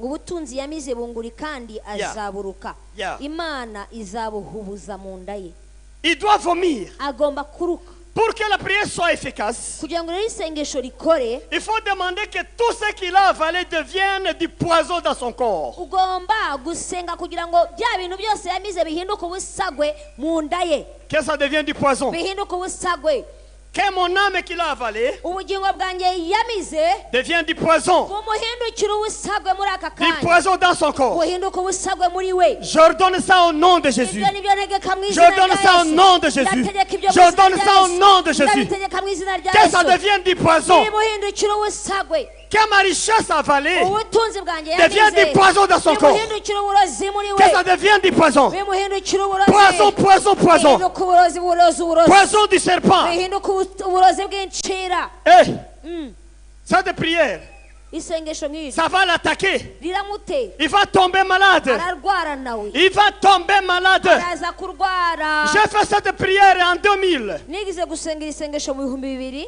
En 2000. mu bihumbi bibiri Contre quelqu'un qui se proclamait être forte par rapport à moi. ni umuntu wari urimo wiyamamaza yuko andusha imbaraga Dans le z'umwuka spirituel. yandushaga imbaraga Il z'umwuka faisait la sorcellerie. yakoraga Moi, iby'uburozi j'allais avec le Seigneur. nanjye ngendana Et n'imana il me disait qu'il va m'éteindre comme des bougies. noneho akajya avuga ngo azanzimya nk'uko uhuha buji Il disait ça aux gens. yajyaga abibwira abantu La prédication de cet homme, je vais éteindre ça comme la akajya avuga ngo bougie. inyigisho z'uriya mugabo ngo nzazihuhaho nk'uhuha kuri Je lui ai buji répondu. noneho ndamusubiza Je dis moi aussi, je vais t'éteindre comme une ndamubwira ngo bougie. nanjye nzakuzimya nka buji Cet évangile ubwo butumwa bwiza que je prêche, mvuga je l'ai reçu de Dieu. nabuvanye mu mana Je ne l'ai pas reçu du diable. sinabuvanye kuri Je n'ai pas reçu ça des sorciers. Je l'ai reçu de Dieu. Je vais t'éteindre toi-même. nawe Je nzakuzimya vais t'éteindre. nzakuzimya Je vais t'éteindre. Et je vais prêcher tout le pays du monde. kandi nzabwiriza ibihugu C'est byose ça que je lui ai répondu. ko namusubije J'ai fait cette prière. noneho nsengera isengesho J'ai fait cette prière. senga gutyo J'ai fait cette prière. nasenze nya Il a été atteint. hanyuma akorwaho Il est tombé. aragwa C'était devenu du poison dans les corps. kuko byari byamuhindukiye ubusagwe mu mubiri we Il fallait qu'il vomisse ça. yagombaga kubiruka Il devrait vomir. yagombaga kuruka Hallelujah. haleluya Il fallait qu'il vomisse. yagombaga kuruka Il devrait vomir. yagombaga kuruka Écoutez-moi. umva rero Quand il n'a pas vomi ce qu'il a avalé, iyo atararuka ibyo yamize tu n'auras pas la paix. ntabwo ugira amahoro Quand il n'a pas vomi ce qu'il a ravi, iyo atararuka ibyo yamize tu n'auras pas la réponse. ntabwo ugira igisubizo Quand il n'a pas vomi ce qu'il a pris, iyo atararuka ibyo yagutwaye tu n'auras pas la quiétude. ntabwo ugira Quand il n'a pas vomi ce qu'il a volé, agomba kuruka ibyo tu yakwibye n'auras pas de ntabwo succès. wowe ugira gutekana Il doit vomir. agomba kuruka Il doit vomir. agomba kuruka Et pour qu'il vomisse, kandi kugira ngo aruke tu dois faire de manière que ça change en poison dans son corps. ugomba gukora ku buryo ibyawe byose biri muri we bihinduka ubusagwe Alléluia. haleluya Alléluia. haleluya Ça change en venin dans son corps. bigahinduka ubusagwe Ça uburozi change en venin dans bikaba ce corps. uburozi muri we À ce moment-là, les sorciers cherchent les intercesseurs aussi. aho rero nibwo ujya kumva umurozi yagiye gushaka Ils cherchent aussi. nawe ashakisha Priez pour moi. mwansengeye Je suis attaqué. natewe Je ne sais pas si mon mari est sorcier. ntabwo nzi n'umurozi Je sais pas si mon voisin est sorcier. sinzi n'umuturanyi ari Il umurozi t'attend aussi. nawe atangira gufata Il t'attend, il a besoin de l'aide. bakabashakisha umufasha Puisque tu l'as atteint kuko wamukozeho par la puissance de Dieu. kubw'imbaraga z'imana Par la puissance de Dieu. kubw'imbaraga z'imana Que Dieu soit loué. imana ishimwe cyane Que Dieu soit glorifié. imana ihabwe icyubahiro Nous cyane allons nous préparer à la reka prière. twitegure gusenga Et je suis toujours fier. Je dis merci beaucoup aux responsables de cette église. ndanezerewe cyane muri iki gihe kandi nongera gushima ukuriye iri torero L'apôtre Paul Guitoise, je le remercie même s'il n'est pas umukozi ici. w'imana apotre paul ndamushima nubwo atari hano Les Amen. gens qui pensent que c'est un serviteur, entre guillemets, ils se trompent. abantu bamwibeshya yuko ashobora kuba ari umukozi udasobanutse baribeshya cyane Écoutez ceci. reka nkubwire aya magambo Vous me voyez, uramubona moi, umukozi w'imana si un pasteur m'appelle, il n'est pas droit avec le Seigneur. iyo undi mushumba mpamagaye kandi atagororotse n'imana Il ne me donne pas plus de 2 semaines. ntabwo yakwemera ko marana n'ibyumweru bibiri ubwe ku giti cye aranyirukana Il me demande de partir. ahita ambwira ati va aha Il me demande de partir. aranyirukanira Puisque je le mets en danger. kubera yuko mbanje kumuteza ibyago Je le mets en danger. mbanje kumuteza ibyago Mais cet homme ici, ariko uyu mugabo il me dit rien. nta na kimwe Il me avuga dit continue. aravuga komeza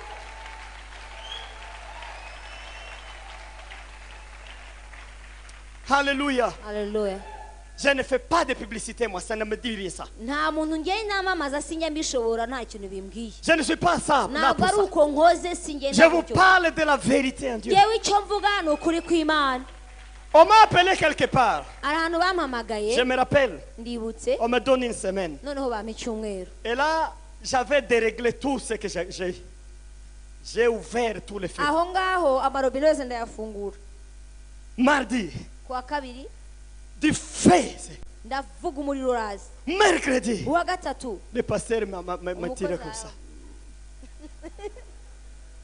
Mais pasteur, ariko umushumba mais nkoko quelque part, uruse nta mais kuntu quelque part, hari ukuntu mais quelque hari part. ahantu Tu vois, urabona le vendredi, ku wa gatanu on est allé prendre la police ajya guhamagara polisi pour m'arrêter. bamamagarira polisi kugira ngo bamfunge Vous savez pourquoi m'arrêter? muzi impamvu bashika ko bamfunga Quand je délivrais quelqu'un, un enfant jouait sur la fenêtre, il disait yeah, yeah, il blaguait comme ça.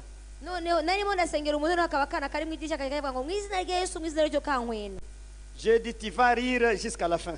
ndavuga ngo uraseka kugeza birangira L'enfant est parti. umwana aragenda Il part chez lui. agera iwe araseka agenda aseka Devant son papa. aragenda imbere ya Devant papa sa we, mère. imbere ya nyina Toute la nuit, l'enfant rit. araseka Mais on demande où est-ce qu'il ibibazo était. y'umwana bite byagenze On dit bite non, il y a un homme qui est en baravuga train de hari faire ces choses. umukozi w'imana wari urimo akora ibintu hariya Demain, noneho ejo c'est la police qui vient le polisi matin. aba ariyo yizira Alors, il fallait faire le choix.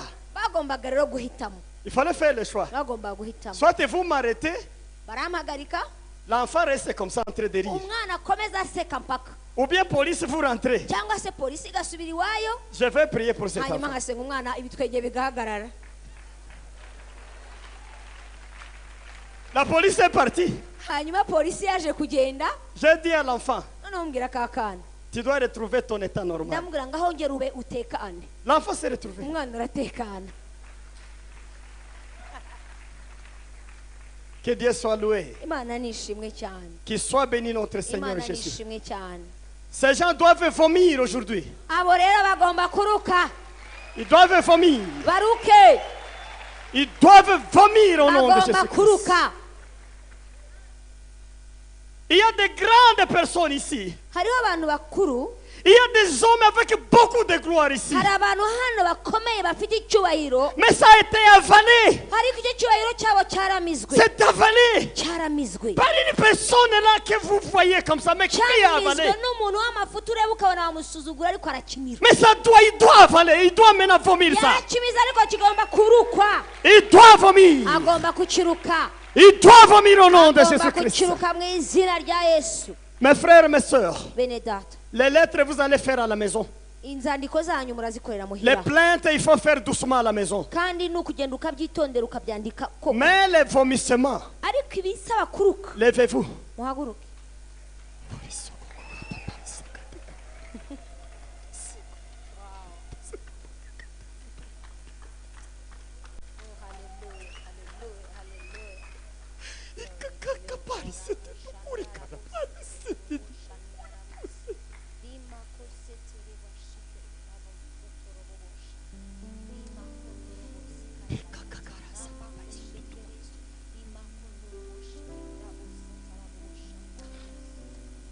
Le Seigneur accepte umwami aremera que ces gens vont vomir les choses aujourd'hui. umwami yemeye yuko abo bantu bagiye kuruka ibyanyu oh haleluya Ils vont vomir au nom de Jésus-Christ. bagomba kuruka ibyanyu Ils vont vomir au nom de Jésus-Christ. bagomba kuruka ibyanyu mu izina rya Ils Yesu vont vomir au nom de bagomba Jésus-Christ. kuruka ibyanyu mu izina rya Yesu Nous Kristo prions le Seigneur. senga imana muri aka Nous kanya demandons qu'ils vomissent ugiye gusaba ngo baruke tout ce qu'ils ont avalé. baruke ibyabo byose Ça doit être du poison dans leur corps. bibahindukira ubusagwe Au nom de Jésus-Christ. mu izina rya Yesu Kristo Tout ce que Paul a avalé. Tout ce que les sorciers ont avalé.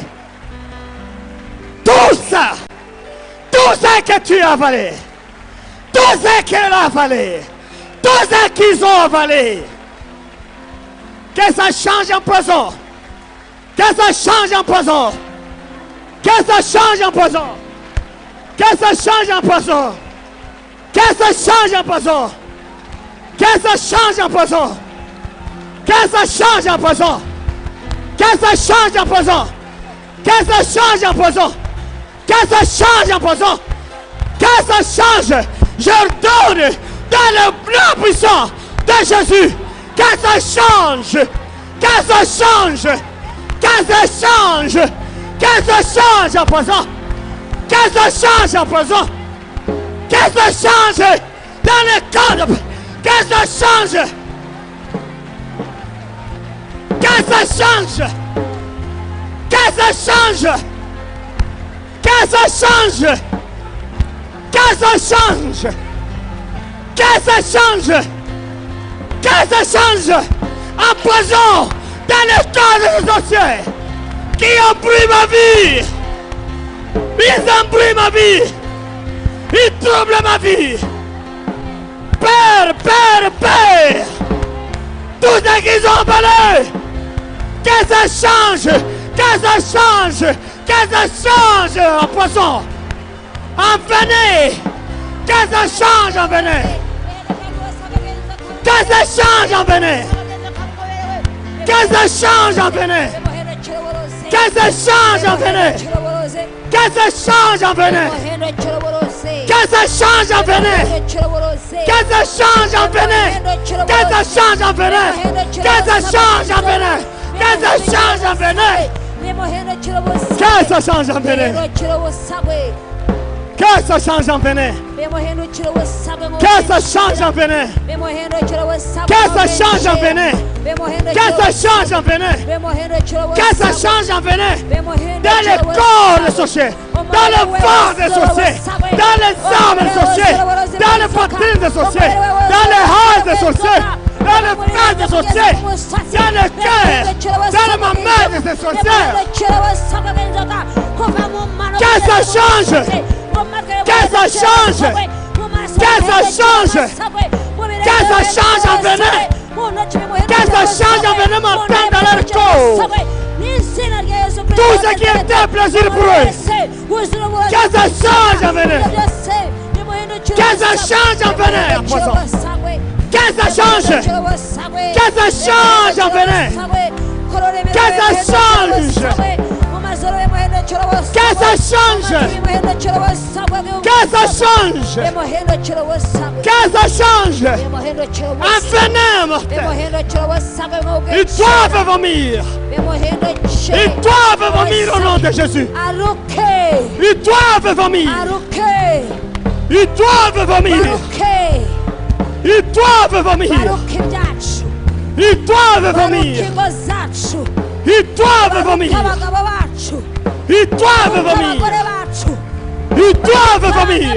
Ils doivent vomir. J'envoie la nausée. J'envoie la nausée. J'envoie la nausée. J'envoie la nausée. J'envoie la nausée. J'envoie la nausée. J'envoie la nausée. J'envoie la nausée. J'envoie la nausée. J'envoie la nausée en détruisant. Ils doivent vomir. Ils doivent vomir et laisser. Ils doivent vomir et céder. Ils doivent vomir et céder. Ils doivent vomir. Ils doivent vomir. Devant l'Éternel. Dieu, tu le feras vomir. Tu le feras vomir aujourd'hui. Tu le feras vomir. Tu le feras vomir. Tu le feras vomir. Tu le feras vomir. Tu le feras vomir. Tu le feras vomir. Tu le feras vomir. Tu le feras vomir. Tu le feras vomir. Tu le feras vomir. Tu le feras vomir. Tu le feras vomir. Tu le feras vomir. Tu le feras vomir au nom de Jésus. Tu le feras vomir. Ils doivent libérer les bénédictions. Ils doivent vomir les bénédictions. Ils doivent vomir ma la vie. bararekura ibyacu Ils doivent vomir les bagomba âmes. kubiruka Ils doivent vomir la chance. bagomba kuruka amafaranga Ils yacu doivent vomir les études. bagomba kuruka imigisha Ils doivent yacu vomir le voyage. kuruka ubutunzi bwacu Ils doivent vomir. bagomba kuruka Ils doivent vomir. Ils doivent vomir. Ils doivent vomir. Ils doivent vomir. Ils doivent vomir. Ils doivent vomir. Ils doivent vomir. kuruka Ils doivent vomir. bagomba kuruka Ils doivent vomir. bagomba kuruka Ils doivent vomir. bagomba kuruka Ils doivent vomir. bagomba kuruka Ils doivent vomir les études. Doivent vomir les voyages. bagomba kuruka Doivent vomir la vie. bagomba kuruka izina rya Alléluia. Yesu, izina rya Ils Yesu doivent vomir. bagomba kuruka Ils doivent vomir. bagomba kuruka Ils doivent vomir. bagomba kuruka Ils doivent vomir. bagomba kuruka Ils doivent vomir. bagomba kuruka Ils doivent vomir. bagomba kuruka mu izina rya Ils Yesu doivent vomir. bagomba kuruka mu izina rya Ils Yesu doivent vomir. bagomba kuruka Ils doivent vomir. bagomba kuruka Ils doivent vomir. bagomba kuruka Ils doivent vomir. bagomba kuruka Ils doivent vomir. bagomba kuruka Ils doivent vomir. bagomba kuruka Ils doivent céder. bagomba kurekura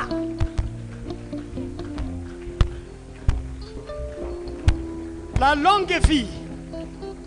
kubaho mu karama La longue vie. kurama Ils doivent vomir aujourd'hui. bagomba kubiruka nabyo Ce n'est pas demain.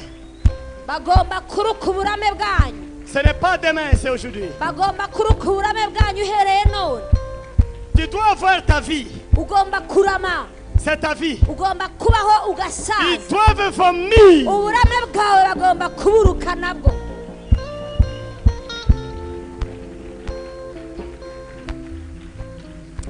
Alléluia. haleluya Alléluia. haleluya Alléluia. haleluya Vous savez, dans l'assemblée, il y a au moins 3 cas que le Seigneur montre. mu iteraniro harimo ibibazo nka bitatu imana inyeretse La longue vie. harimo uburame Il y a les études. harimo kwiga Les études. kwiga Les études. kwiga Il y a le voyage. harimo n'ingendo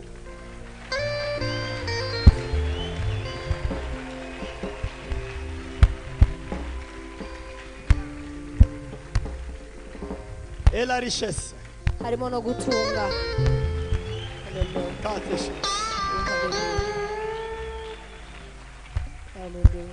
Ces 4 choses. ibyo bintu bine umwami anyeretse Ils doivent nous remettre ces choses. ni ibintu umwami ashaka kudusubiza Il faut que ça revienne. ni ibyo agomba guhubuza mu nda y'abariya akabiduha Nous revenons dans la prière encore.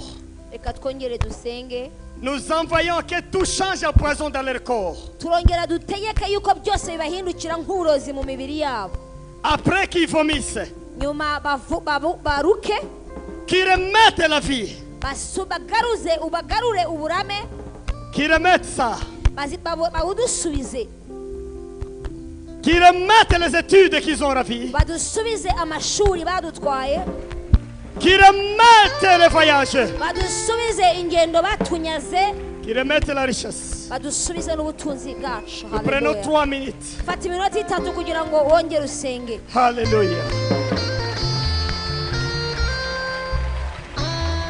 Ils doivent vomir. Ça doit changer en poison dans leur corps. Ça doit changer en poison. Ça doit changer en poison. Ça doit changer en poison. Ça doit changer en poison. Ça doit changer en poison. Ça doit changer en poison. Ils doivent vomir. Ma longue vie. Ils doivent vomir. La longue vie. Ils doivent vomir. Ma longue vie. Ils doivent vomir. La longue vie de son peuple. Du peuple de Dieu. Ils doivent vomir les études. Ils doivent vomir le voyage. Ils doivent vomir. Ils doivent vomir. Ils doivent vomir. Ils doivent vomir. Ils doivent vomir. Ils doivent vomir. Ils doivent vomir. Ils doivent vomir et laisser. Ils doivent vomir, céder. Ils doivent vomir. Ils doivent vomir. Ils doivent vomir. Ils doivent vomir le voyage. Ils doivent vomir. Ils doivent vomir ma richesse. Ils doivent vomir. Ils doivent vomir. Ils doivent vomir. Ils doivent vomir. Ils doivent vomir. Ils doivent vomir. Ils doivent vomir. Ils doivent vomir. Au nom de Jésus, ils doivent vomir. Ils doivent vomir. Ils doivent vomir. Ils doivent vomir. Ils doivent vomir. Ils doivent vomir et libérer. Alléluia. Ils doivent vomir. Ils doivent vomir. Amen. Alléluia. Alléluia. Hallelujah. Alléluia. Hallelujah. Alléluia. Hallelujah. Alléluia. Hallelujah. Nous allons nous plonger dans le sang de Jésus cette fois. Tugiye kwibira mu maraso y'umwami wacu Yesu karindwi. Nous allons nous plonger. Tugiye kwibiramo. Première fois, nous nous Uribira. plongeons dans le sang de Wibire Jésus. mu maraso ya Yesu Kristo. Deux, nous nous plongeons dans le Wibire mu sang de maraso ya Jésus. Yesu. Trois, nous nous plongeons dans le sang de Jésus-Christ. Quatre, nous nous plongeons dans le sang de Jésus. Cinq, nous nous plongeons dans le sang de Jésus-Christ. Six, nous nous plongeons dans le sang de Jésus. Sept, nous nous plongeons dans le sang de Jésus. Acclamons le Seigneur. Oh, hallelujah. Alléluia. Hallelujah.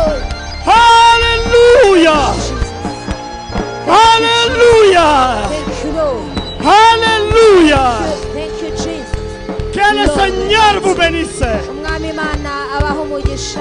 Que le Seigneur vous bénisse. Umwami Imana abaho umugisha. Que le Seigneur vous bénisse. Umwami Yesu abaho umugisha. Il est avec vous. Ari kumwe namwe. Le Seigneur est avec toi. Umwami ari kumwe nawe. N'ayez pas peur, n'ayez pas de doute. Le Seigneur est avec toi. Witinya kandi wishidikanya umwami Yesu ari kumwe nawe. Amen. Amen. Qu'il vous accompagne. Umwami abaherekeze. Amen.